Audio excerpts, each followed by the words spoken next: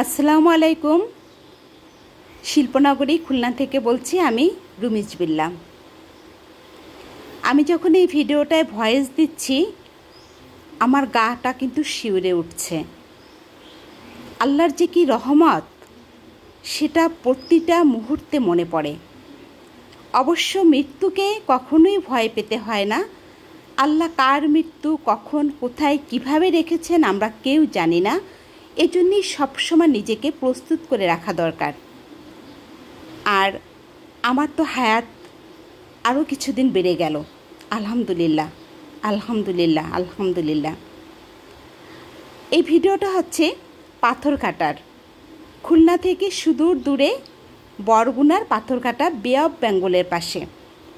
আপনারা অনেকেই চিনে থাকবেন বা জেনে থাকবেন। তো এখানে আমার নানার কিছু জমি আছে। তো সেই জমি মামারা আমার মায়ের অংশটা বুঝিয়ে দেবার জন্যে আমাদেরকে ডেকেছেন। আমরা দুই বোন, আমার মা বেঁচে নেই, তো এই জন্যে মামাদের ডাকে গেলাম জমিটা রেজিস্ট্রি করার জন্যে। তো কি হয়েছে এটা আমি আপনাদের একটু পরেই বলছি। তো এই যে দেখেন এখন যেখানে আছি এটা একটা রেস্ট হাউস।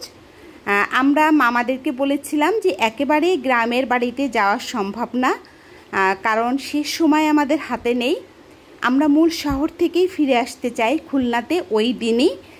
তো একটা হোটেলের যদি ব্যবস্থা করতে পারেন, আমরা একটু টয়লেটে গেলাম, উজু করলাম, নামাজ পড়লাম। তা এখানে কোনো হোটেলের ব্যবস্থা নেই, তবে আলহামদুলিল্লাহ আমরা অনেক ভালো ব্যবস্থা পেয়েছি হোটেলের থেকেও। সেটা হচ্ছে যে এখানে 5টা রেস্ট হাউস আছে এবং আমরা একটা ভিআইপি রেস্ট হাউসে উঠেছি। তো সেই রেস্ট হাউসের ছবিটাই কিন্তু এখন আপনাদেরকে দেখাচ্ছি। তো যাই হোক, আপনাদের আস্তে আস্তে আমি দেখাবো, সাব রেজিস্ট্রি অফিস দেখাবো, কাজ কর্ম সব কিছু দেখাবো, আমাদের খাওয়া দাওয়া দেখাবো। তবে যার জন্য আলহামদুলিল্লাহ বললাম, আল্লাহর শুকরিয়া আদায় করলাম, সেটা হচ্ছে আমরা যখন খুলনা থেকে রওনা দিয়েছি তার 1 ঘন্টা পরেই আমরা প্রথম বাসে উঠেছিলাম, বিআরটিসি এসি বাস। অন্য কোনো বাস ছিল না অত সকালে, যেহেতু আমাদের 11টার মধ্যে পৌঁছতে হবে, এই জন্য আমরা প্রথম বাস বিআরটিসি পেয়েছি। এবং যখন পিরোজপুরের মধ্যে গাড়িটা ঢুকলো, গাড়িটা অ্যাক্সিডেন্ট করেছে। ঢাকা থেকে একটা ফাল্গুনি গাড়ি আসছিল, একদম সামনাসামনি মেরে দিচ্ছিল এবং আমাদের সিট নাম্বার ছিল 5 এবং 6। দেখা যায় কোনো গাড়ি যখন সামনাসামনি অ্যাক্সিডেন্ট হয় অন্তত সামনের দিকের 15 থেকে 20 জন যাত্রী কিন্তু মারা যায়। তো আলহামদুলিল্লাহ যে আমাদের ড্রাইভার অনেক ভালো ছিল। তো ড্রাইভার যেটা করেছে, সে সাথে সাথে একটা গাছের সাথে বাস সাইডে গাড়িটাকে মেরে দিয়েছে। কিন্তু এরপরে যেটা করেছে যে ড্রাইভার, হেল্পার, কন্ট্রাক্টর সবাই পালায়ে গেছে। আর যেহেতু এসি বাস ছিল, সমস্ত জানলা বন্ধ, এমনকি বাসের দরজাটাও আমাদের বন্ধ ছিল, আমরা আর কেউ বের হতে পারছিলাম না। আর বাসটার সামনের 2 চাকা ছিল খালের মধ্যে, মানে শূন্যে ভাসমান, এবং পিছনের 2 চাকা ছিল রাস্তার উপরে। তো এইভাবে করে তখন ভিতরের এক যাত্রী আমাদেরকে বললেন যে আপনারা সবাই স্ব স্থানে বসে থাকেন, কেউ নড়াচড়া করবেন না, কারণ বাস দুলছে, যে কোনো মুহূর্তে আমরা যদি এই খাদের মধ্যে পড়ে যাই আমরা সলিল সমাধি হয়ে যাব। আপনারা সবাই চুপ থাকেন। সবাই তো দোয়া ইউনুস পড়ছে। এরপরে 30 মিনিট আমরা অপেক্ষা করেছি গাড়ির মধ্যে। অতপার আশেপাশে লোকজন আসছে, কিছু অটো দাঁড়িয়েছে, তারা এসে পরবর্তীতে বাসের দরজা খুলে আমাদেরকে মানে মাথার উপরে করে নিয়ে কিভাবে যে বের করেছে, আমি না তখন ঠিক হুঁশে ছিলাম না। গাড়ির কেউ, কোনো যাত্রীরই কোনো সমস্যা হয়নি, আল্লাহর অসীম রহমত। আমরা কেউ একটু ব্যথাও পাইনি।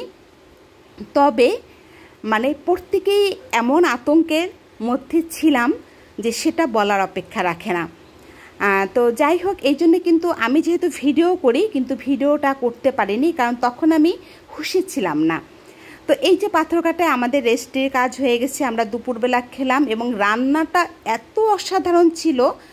কলমি শাক ভাজি, পেঁপে ভর্তা এবং গরুর মাংস খেয়েছি। অসাধারণ রান্না। আমি বাংলাদেশের অনেক হোটেলে খেয়েছি, এত সুন্দর রান্না কোথাও খাইনি। তারপরে মালাই চা খেলাম।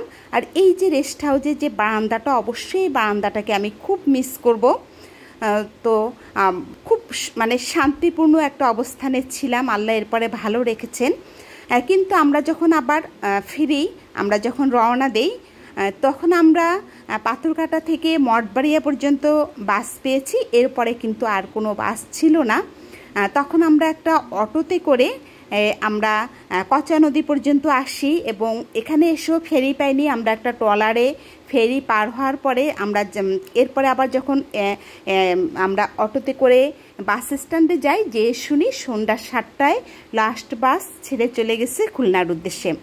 তখন আমরা ওখানে একটা অপেক্ষারত অ্যাম্বুলেন্স যারা যাত্রী নিয়ে আসে, তো এরকম খুলনা মেডিকেলের অ্যাম্বুলেন্স, এটা আমরা একটা অ্যাম্বুলেন্স পেয়েছি। যদিও খুব ভয় লাগছিল, জিজ্ঞাসা করলাম যে আপনারা স্টাফ কয়জন, ড্রাইভার বলল যে আমি একা। তখন সাহস করে আমরা 2 বোন অ্যাম্বুলেন্সে উঠলাম এবং আমরা অবশেষে খুলনায় ফিরেছি। আল্লাহর অসীম রহমত, খুব ভালোভাবে আমরা পৌঁছতে পেরেছি। এটাই যে কীরকম একটা বিপদ থেকে যাওয়া এবং আসার সময় ছিল মানবজাতের ভয়, যাওয়ার সময় ছিল জীবনের ভয়। সব মিলিয়ে আল্লাহ তাআলার অসীম রহমত, যেটা কখনো ভোলা যাবে না। আল্লাহ যেন আমাদের সবাইকে রহমতের ছায়ায় রাখেন এবং সবাইকে সুস্থ রাখেন, এই দোয়া করি। আর প্লিজ বন্ধুরা, যারা আমার ভিডিওটি দেখা শুরু করছেন, একটা লাইক দিবেন। আজ এ পর্যন্তই, আল্লাহ হাফিজ।